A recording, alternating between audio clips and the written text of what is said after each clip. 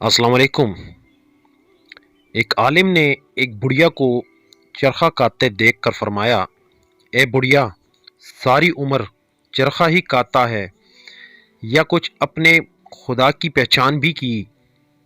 बुढ़िया ने जवाब दिया, बेटा, मैंने तुम्हारी तरह मोटी मोटी किताबें तो नहीं पढ़ी, मगर सब कुछ इस चरखा में देख लिया। फरमाया, बड़ी भी, ये तो बताओ कि खुदा मौजूद है या नहीं? बुढ़िया ने जवाब दिया, हाँ, हर घड़ी, हर रात, हर दिन एक ज़बरदस्त खुदा मौजूद है। आलिम ने फरमाया, मगर इसकी कोई दलील भी है तुम्हारे पास? बुढ़िया बोली, दलील है, ये मेरा चरखा। आलिम ने पूछा, मामूली सा चरखा कैसे? वो बोली, वो ऐसे कि जब मैं इस चरखे को चलाती रहती हूँ तो ये बराबर चलता रहता है, और जब मैं इससे छोड़ देती हूँ तब ये ठहर जाता है। तो जब इस छोटे से चरखे को हर वक्त चलाने के लिए लाजमन ज़रूरत है, तो इतनी बड़ी कायनात यानी ज़मीन व आसमान, चाँद, सूरज के इतने बड़े चरखों को किस तरह चलाने वाले की ज़रूरत ना होगी?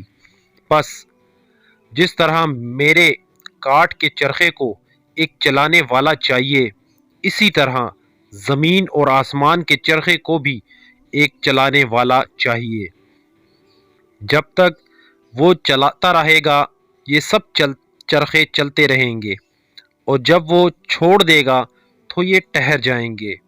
मगर हमने कभी ज़मीन व आसमान, चाँद, सूरज को ठहरे हुए नहीं देखा, तो जान लिया कि इनके चलाने वाला हर घड़ी मौजूद है। आलिम ने सवाल किया, अच्छा ये बताओ कि आसमान और ज़मीन का चरखा चलाने वाला एक है या दो? बुढ़िया ने जवाब दिया, एक है, और इस दावे की दलील भी यही मेरा चरखा है। जब मैं इस चरखे को अपनी मर्ज़ी से एक तरफ को चलाती हूँ तो ये चरखा मेरी मर्ज़ी से एक ही तरफ चलता है। अगर कोई दूसरा चलाने वाला होता तब तो चरखा एक की रफ्तार तेज़ या आहिस्ता हो जाती, और इस चरखे की रफ्तार में फ़र्क आने से मतलूबा नताइज हासिल नहीं होते।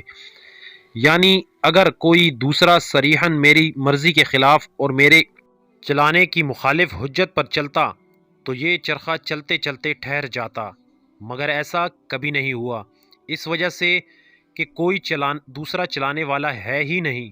इसी तरह आसमान और ज़मीन का चलाने वाला अगर कोई दूसरा होता तो ज़रूर आसमानी चरखे की रफ्तार तेज़ होकर दिन रात के निज़ाम में फ़र्क आ जाता, चलने से ठहर जाता या टूट जाता। जब ऐसा नहीं है तो फिर ज़रूर आसमान और ज़मीन के चरखे को चलाने वाला एक ही खुदा है।